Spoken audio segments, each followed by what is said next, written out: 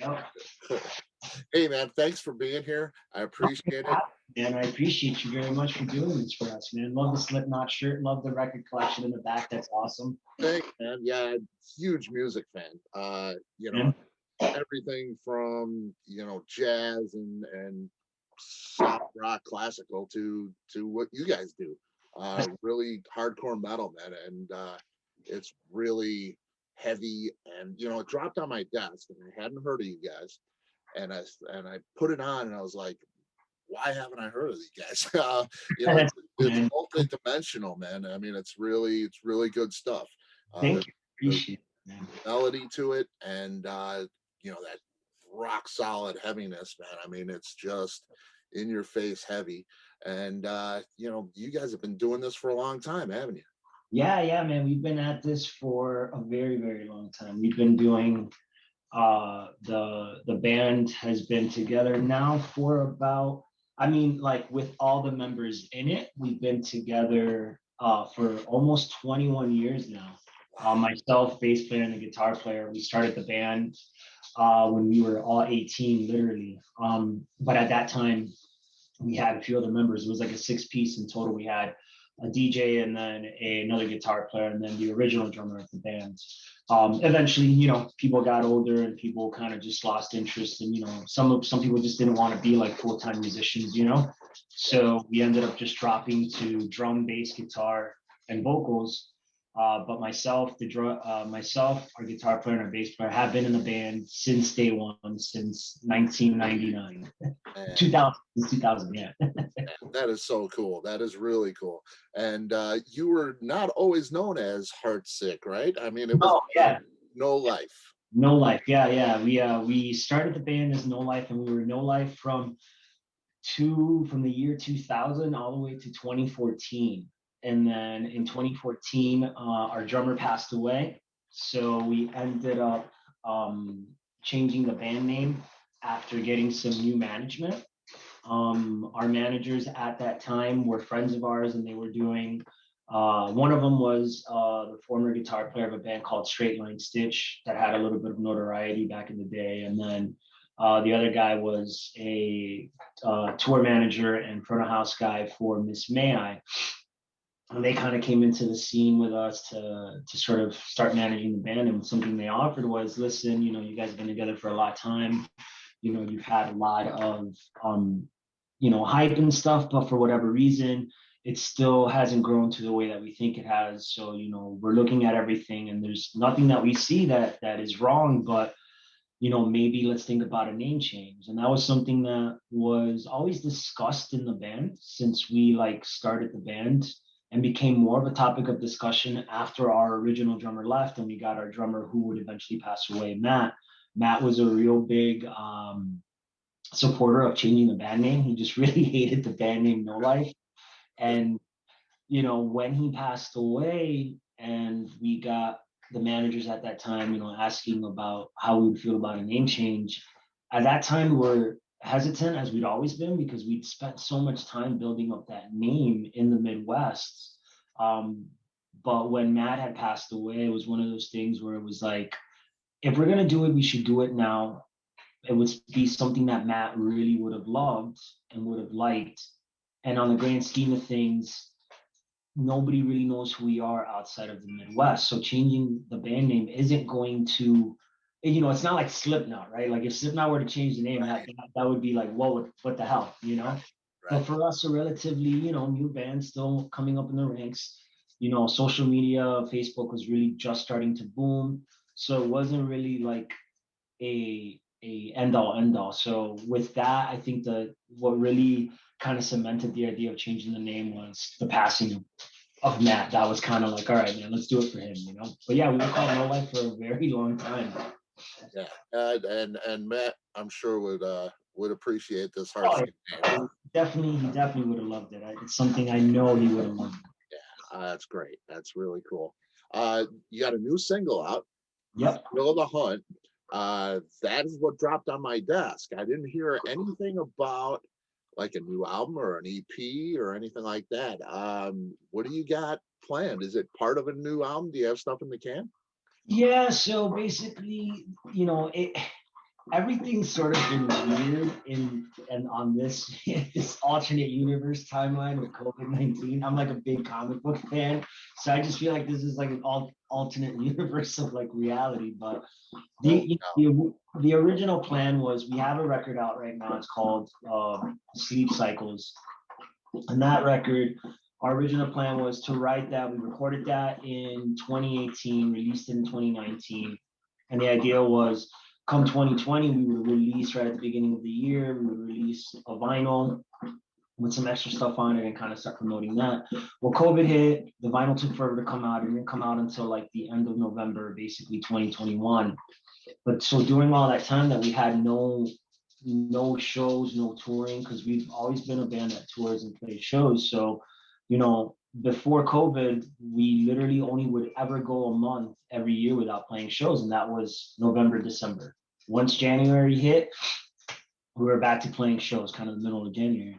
So ended up that we just started going back into the studio and recording more music. We came out of the studio with like 18 brand new songs, and we're like, well, shit, what are we gonna do?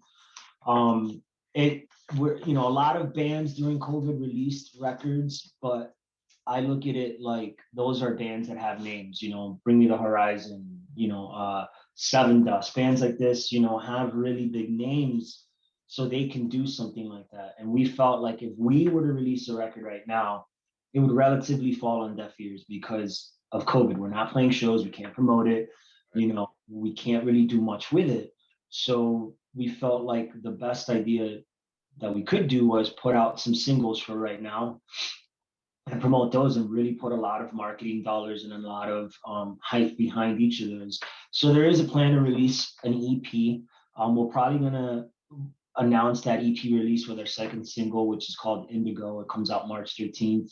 And I think the idea for right now is it seems to make more sense to maybe put out an EP to sort of hold people over. And then we have still all these other batch of songs. So then we could go back and be like, all right, we're going to release a record. So the plan right now is really to focus on singles and eventually release an EP, but we're not trying to rush the process. And we're also not like sold on the idea of like, are we going to do an EP and then a record? Maybe we'll just keep doing EPs. It's just whatever the market, the market sort of dictates, man, right now, especially with how things are going. It is a tough market to read, man. I mean, Yeah, you don't know exactly. what's going to happen tomorrow.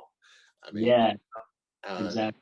And with so many, and there's so many different things that are changing just within the social media realm, because I mean, let's face it, social media is really now, it's not really about socializing with people, it's about marketing. It's like I feel like social media is really like the marketing for the 21st century and beyond. totally. So the way that these social media companies that are now basically behaving as marketing firms and platforms for marketing, the way that they're doing all their things have changed so drastically. So you have to learn all these algorithms, and you have to learn what the rules are and how to break them within all these sort of social media platforms. So you've got like Spotify.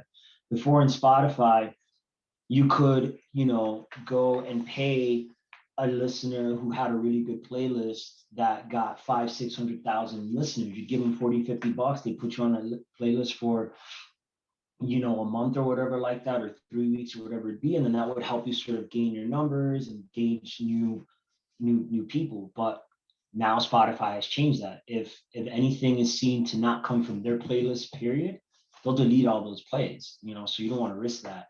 Yeah. Same with Facebook. Facebook like hates YouTube links. If you use a YouTube link in Facebook to try and promote, Facebook's gonna bury the shit out of that. So it's like there's all these things that you have to do. And the only reason why I know any of that information is because like my day job is like I work IT for a financial institution who has a marketing department. So I Right. pick the brain all day long. So it's a different market, man, especially as independent artists, and you're seeing more of that coming from artists even in bigger names. Let's take the Butcher Babies. Butcher Babies were on, I think they were on Century Media, maybe Nuclear Blast, but they've just gone ahead and just said, screw it, we're going to forge our own and see what we can do, because the power now is in the artist's hands to a degree. Yeah. So that's the kind of thing like what we're gearing towards for right now. I mean, we'd love to be part of a label if they approach, but at the end of the day, if we can't show, results and numbers and building up the fan base, then there's no reason for those people to work with us. So there's no incentive. Yeah. And marketing is tricky. I mean, it always has been a little tricky. Now with COVID and the way social media is working, it's Mhm. a really tricky game. But everybody's online now. Everybody's online. Everybody's looking for something to do. So it's like competing with like 17,000 other artists that have nothing to do but promote. Right, right. Yeah, that's just it. Some have always stayed at home and promoted, and then others have gone on tour and promoted. There's different ways. Now there's really just kind of one way. Yeah. So for us, we've been experimenting. I mean, a lot of our peers really aren't doing anything, but we've been pretty good about staying steady. I mean, through the whole 2020, because COVID started basically right at the end of January. Since January of 2020, we put out just about, we have 13 songs on our record, Sleep Cycles. We put out 11 videos from that record. We basically, the whole 2020 was us just putting out videos. We did 3 live stream shows. This year, we're doing already 3 singles or 4 singles. We've got 4 videos coming out. So we're just like, I mean, rather than sit at home and just be like, well, I guess we can't do anything, I think the better idea is to sort of figure out how to traverse this new medium. How can you make it work in your favor? Yeah. Yeah, and I just watched the vinyl release show for Yeah, Sleep yeah. Cycles. I mean, you guys, man, hardworking band, heavy as hell. I mean, it's just the sound is just great, man. I mean, the live show, tremendous. Uh, and I will post that and urge people to go watch Yeah, that and please, by any means, man, check pick us up out. Sleep Cycles, man. I've been getting into that album. It's tremendous. It's Thank great you. stuff. Thank Really great. Even and I go back to the No Life stuff. you. Hmm. Um, how do you feel that the band has changed in sound? Because I go back and I hear a pretty similar band that's doing, For sure. Like I don't really think, and that's a really good question because people don't really ask, or people would just be like, oh, it's like it's not the same. Like maybe there's a bias there because I'm in the band and I've been in both versions of the band, but I'm a really big contributor to the writing process. Now in No Life, I didn't really contribute that much to the writing within like between two like record cycles, between a record that we had that was called On Cold Hands and Dark Waters, and then after that we released a record called Building an Empire. And in Building an Empire, I started kind of getting back into writing guitar. Like I just, for whatever reason, I just kind of had this really big writer's block in guitar writing. And lyrics I've always written, but for a good time in like No Life, I just didn't really like, I was lacking on writing like material. But then when we came out with that record, I had a pretty good say in some of the songs and some of the guitar writing in it. And then when we started writing what would become the first Heartsick record, which is the self-release, that was supposed to be a No Life record. And I did a lot of writing on that. We ended up getting I really love 7-string guitars, but as No Life, we only really use 6 strings. So I ended up buying a couple 7 strings off a buddy of mine and started writing a shit ton of music on that, which would become the Heartsick record. But in between that, like it's still the same. Like we've never purposely like gone out and changed the sound of the band. Like that's not something like we've consciously done. We never like sat in the studio and went, well, let's try and write this type of record. We just write whatever it is the hell that we write. I think the only parameter in this band that everybody is always like, it has to be this, is it needs to be heavy. Like yeah, some bands, like as they get older, they get lighter or they like to write more like heavy rock. Everybody in this band, minus our drummer, is 39. So we're all older dudes. We've gotten older and we just like heavier music. We just want to be heavier. So the music to me doesn't sound that different. I think the difference really is it's just it's tuned lower because we use 7 and 8 strings now. But I agree with you. I don't really hear that much of a difference from the songs. I just hear, Oh, if anything else, what I hear is a maturity in the songwriting. right. On how we craft a song, as to where I think, like, if you listen to old No Life records, some of those songs feel like a lot of really cool parts, but it doesn't make a whole. I think now as Heartsick, because we had so many years in writing songs and as No Life, we sort of finally figured out our own little path, and now we can write an actual song that sounds cool, but it's not a bunch of collection of parts. It's one piece. Yeah. Yeah, it's definitely cohesive. And I felt like listening to the No Life records, I felt that they were cohesive as well. I mean, just it sounded like the same band. It's they're all solid. Um, you mentioned a DJ you had in the Yeah, beginning, a long time ago. so yeah. Now I notice the name Lawrence Canty on Thrill of the Hunt. Now that's he's a hip hop artist, right? Pop rap artist, yeah, from our hometown, and he's kind of like, it's funny because he's kind of like, everybody here in town knows he is and like likes his music, but like outside, relatively unknown. Nobody really knows about him, but he's a really talented dude and a really talented rapper. And all of us in this band are really big fans of hip hop. Like, I'm originally from Miami, Florida. I grew up in a really rough city of Miami. I grew up in a place called Hialeah. It's a lot nicer now, but before, when I grew up, it was like basically like single family homes, that are all migrants coming from different countries. My parents had come from the Dominican Republic. We moved there, so everybody was kind of like a Hispanic community, and Hispanic and Black. It was definitely not like the place that you're going to move to if you're trying to go to like a private school. Right. It was definitely, a rough sort of neighborhood. So all of my friends really liked a lot of like urban music, like hip hop, but we also really liked heavy metal. So I grew up in a weird like musical like dichotomy. Like, I grew up in a household where my dad and my mom listened to like Hispanic music, like salsa, merengue, and bachata, and like all that stuff. But my dad was also a really big fan of like Led Zeppelin, Metallica, Muddy Waters, you Wow. know, uh, Cream. I mean, my dad's like a huge Stevie Ray Vaughan fan, like just a massive Stevie Ray Vaughan fan. Really like Nirvana. My sister growing up was really into like the whole Pro Jam, 80s grunge, 90s grunge kind of thing. And then all of my friends, they come from the same background back in the hood where I lived. So everybody was like listening to like their parents' music, but then discovering like Tupac, Biggie, discovering Busta Rhymes, discovering Wu-Tang Clan, but also discovering Green Day, Offspring, Yeah.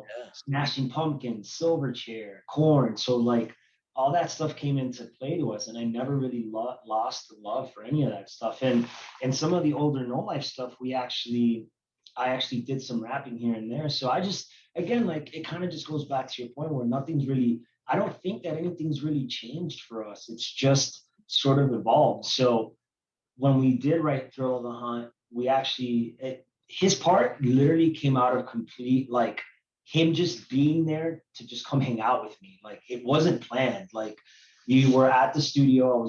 I was writing with our producer, and I'm writing this riff, and I showed him this riff and part of the song. He's like, "Oh, that's really cool." So we write the song, and Larry's there, and they're like, "What do you want to do vocally?" And our producer just looks at Larry. He's like, "Go in there, rap something." And Larry's like, "What?" He's like, "Yeah, go in there and rap something." And he's like, "But I don't have anything." He's like, "Just go do it, man. Just go do it." And he wrote that, and we're like, "Yo, that's sick." Yeah. So we kept it. It was never like a planned, like, "Yo, we have to do it this way" kind of thing. It was just really like it just happened. And Lawrence is just a really talented dude. He's also a weird guy. It's just like, you can't, man. Like, I haven't seen Larry since like for the last like 4 or 5 months, man. He's just like disappeared. He comes with, he's like a mythical creature, man. He comes and then leaves. So we were happy to have him, man, for sure. Ah, that's cool. That's cool. And the spontaneity shows through, I think. You know, Exactly. Yeah, yeah. it's got an urgency to it. And it adds, the mix of that hip hop rap thing with what you guys do, which is, it's not totally a different end of the spectrum, but that, I mean, you guys aren't just a metal band. You guys are Sure. super heavy, like, Yeah. and to have that hip hop rap world mix, you do it really well. You blur the lines really well.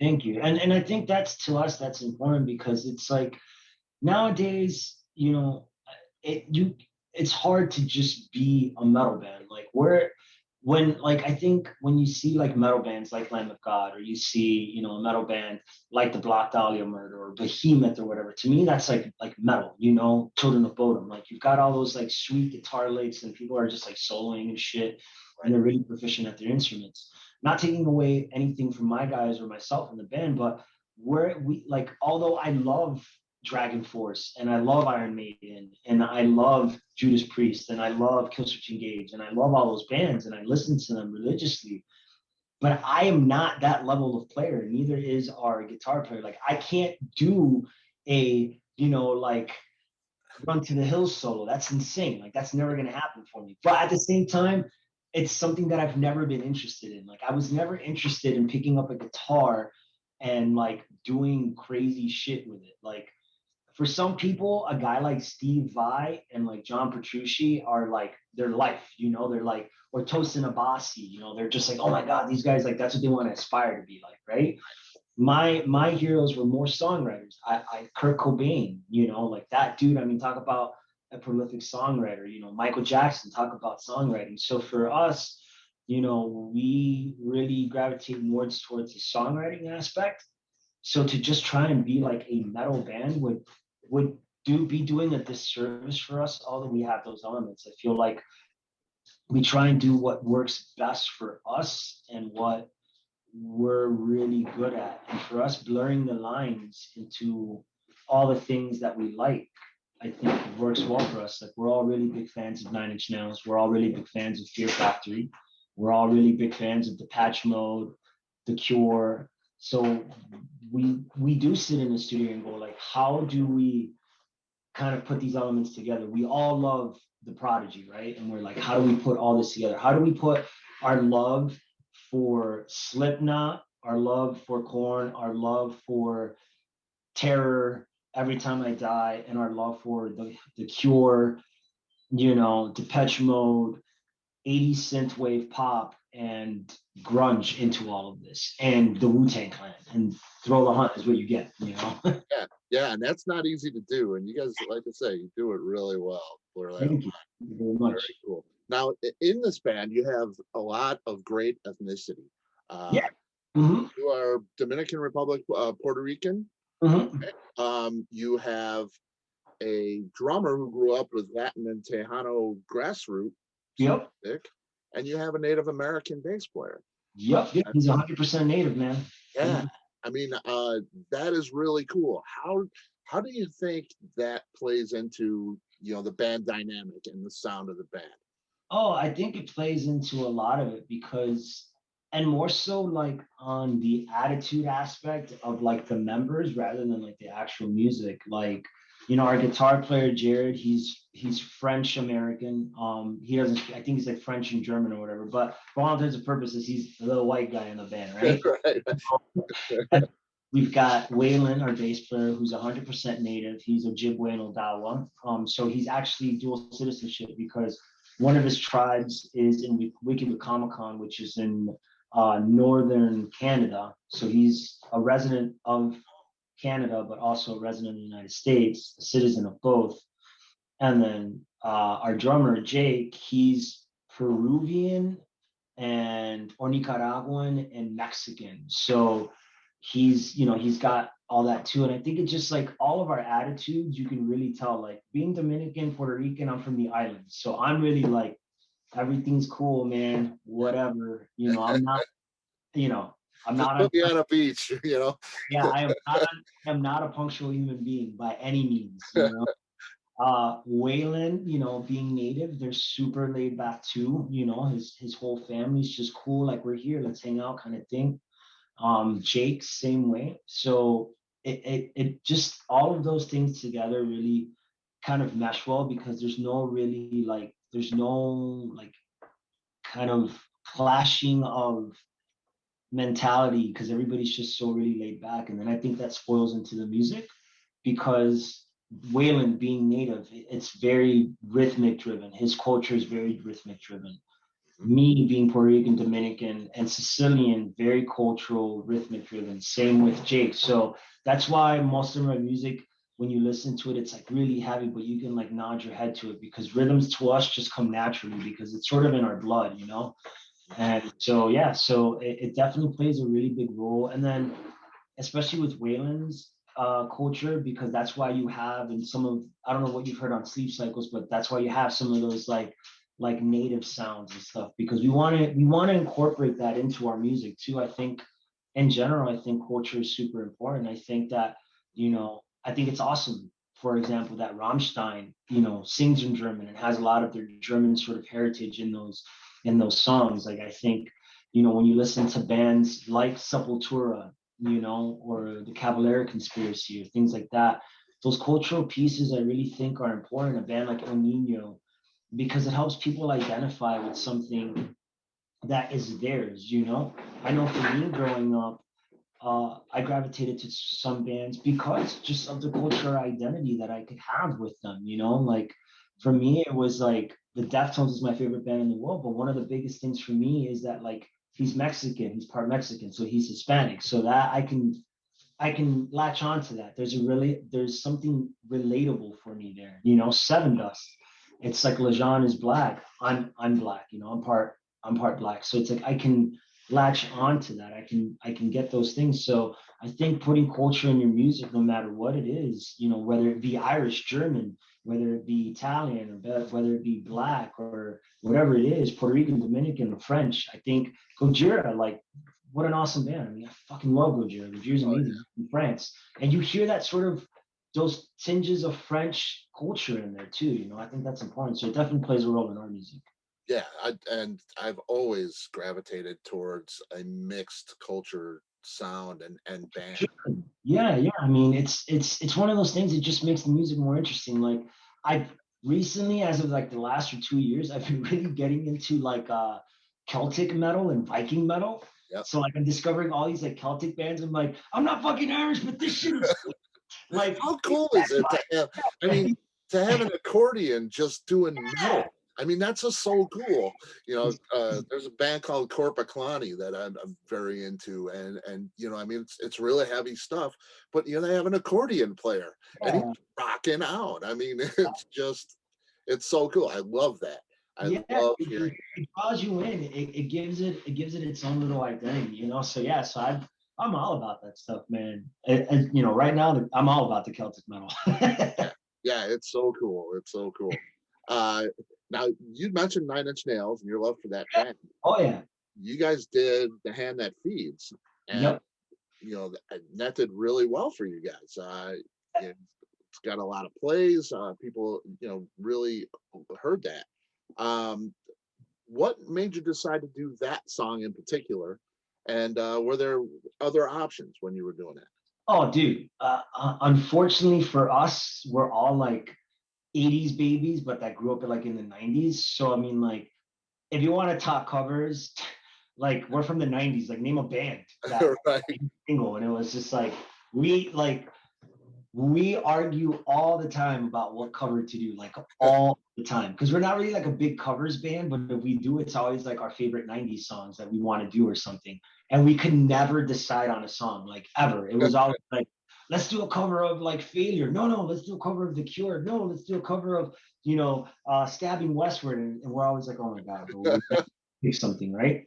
So the Hand That Feeds literally came out of, again, this is so typical of our band, just random shit, and it always comes from our bass player Waylon. Like that's anything that we do 9 times out of 10 is probably some random ass thought that Waylon had, and we're all like, that's actually really cool, let's do it. I'll never forget it. We chose that song while we were on tour in Illinois, playing on tour with King. It was us, King A10, and one of the band. I don't remember who the band was, but we were there. We were setting up on stage, and on the jukebox comes "Hand That Feeds" by Nine Inch Nails, and we're all just sitting around. And Waylon's like, "We should cover this song. This song is so sick. Let's cover this song." We're like, I love Nine Inch Nails. Every one of us was like, "Yeah, I love Nine Inch Nails," and we were like, "All right." And we like, felt like, "You guys really want to do it?" And it's like, "Yeah, let's fucking do it." Right. So that's it. We're like, we called up our guy in the studio. We're like, "Yo, when do you have some free time? We want to come and record our first cover. We've never really done that." He's like, "I got these days." And we're like, "All right, let's go."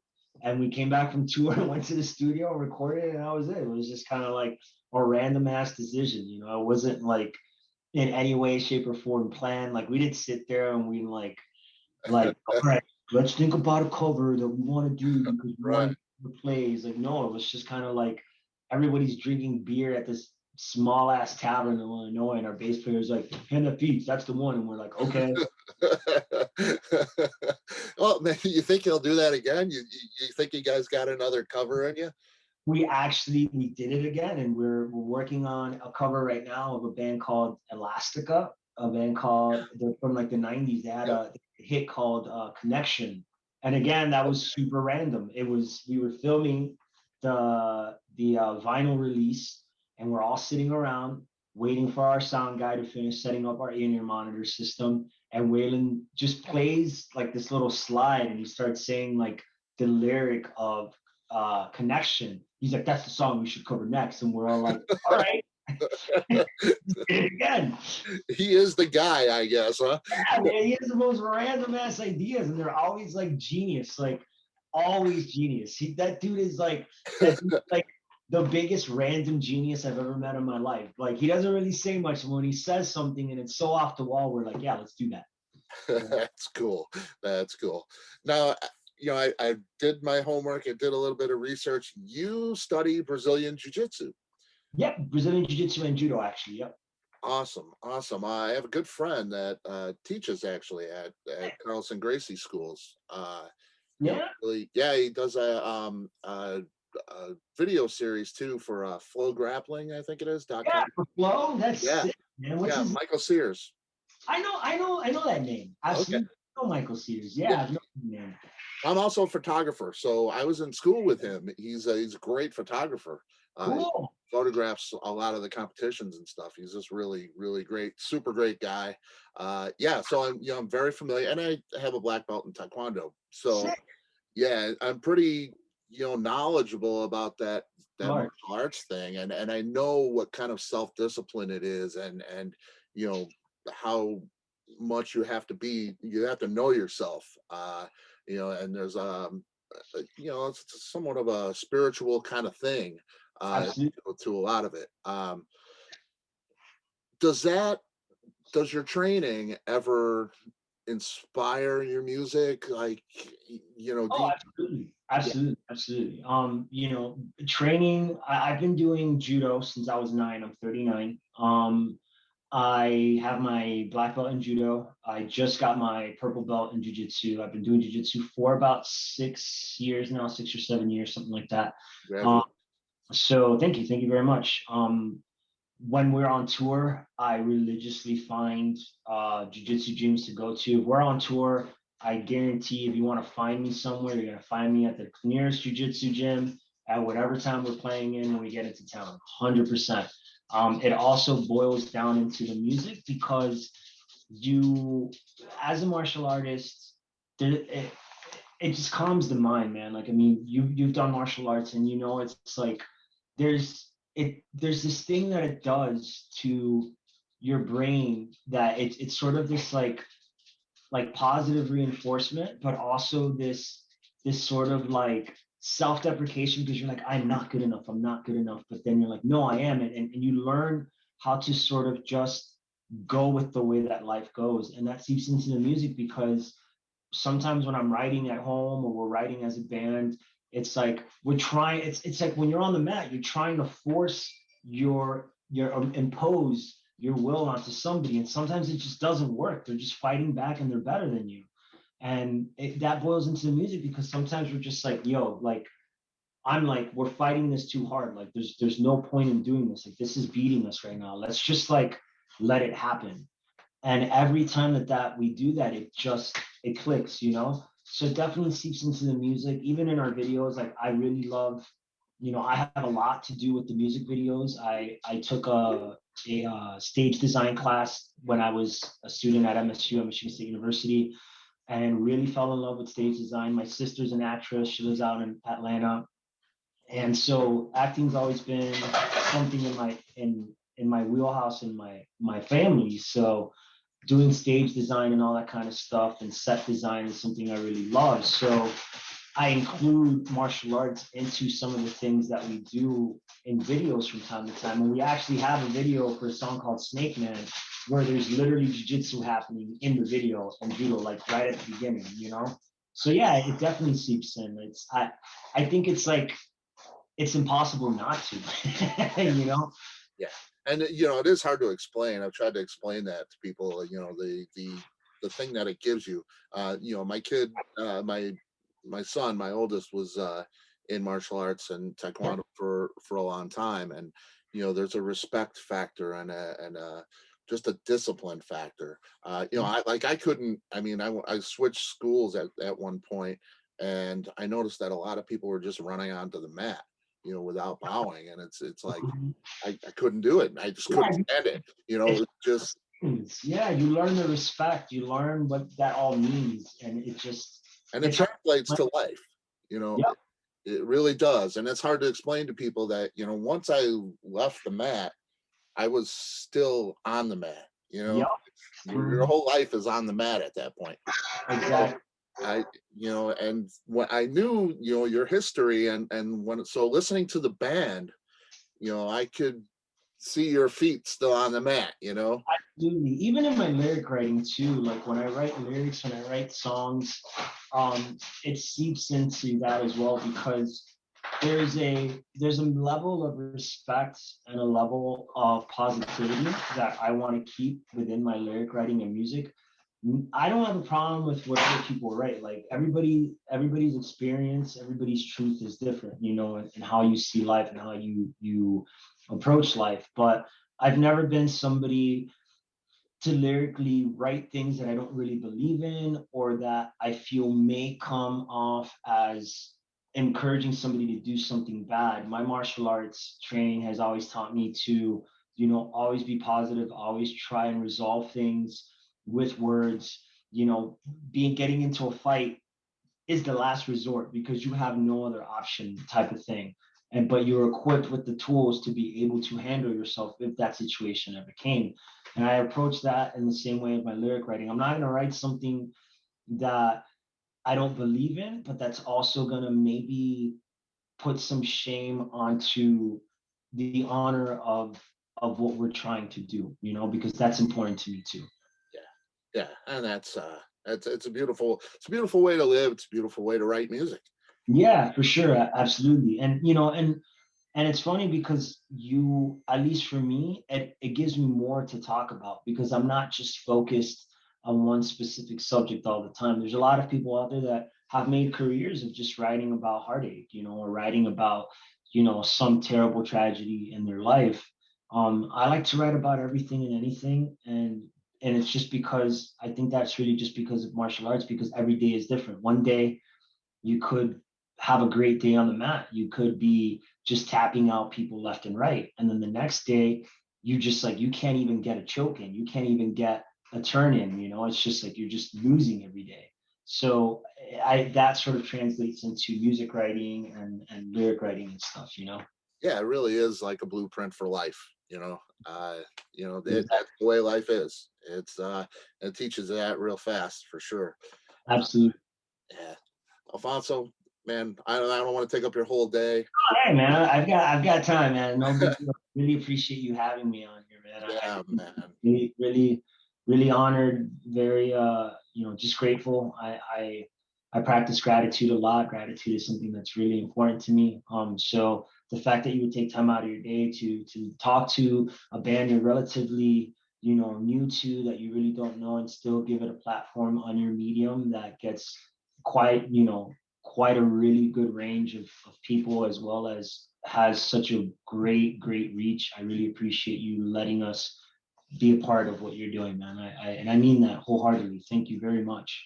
Thank you, because like I say, you guys hit my desk the other day, and I thought I need to know about these guys, and so does the rest of the world. Any fan of hard rock, metal, or music in general needs to hear you. It's this was a duty I had to I talk to you today and get your music out there. So appreciate it.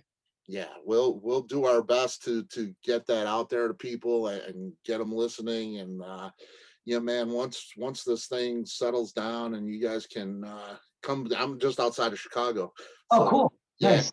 What part of Illinois are you in? Naperville. Oh, okay, you're in Naperville. All right, yeah, yeah. Yeah, We're always, whenever we would tour, we play like Chicago, we play Bloomington, we play Peoria a lot, uh, played Springfield a few times, Dansville used to be a cool place down there. So yeah, very cool. yeah. Once you start playing, and keep in touch. Once you start playing and release more music, I'm there, man. Awesome. Yeah. I Well, appreciate you. Thank you so much, man. you got it, man. It's my pleasure. Let's You get the take, word out, and hopefully I'll see you soon. yeah, we'll see you soon. You take care. All right, you too. Bye Thank bye. you. Awesome.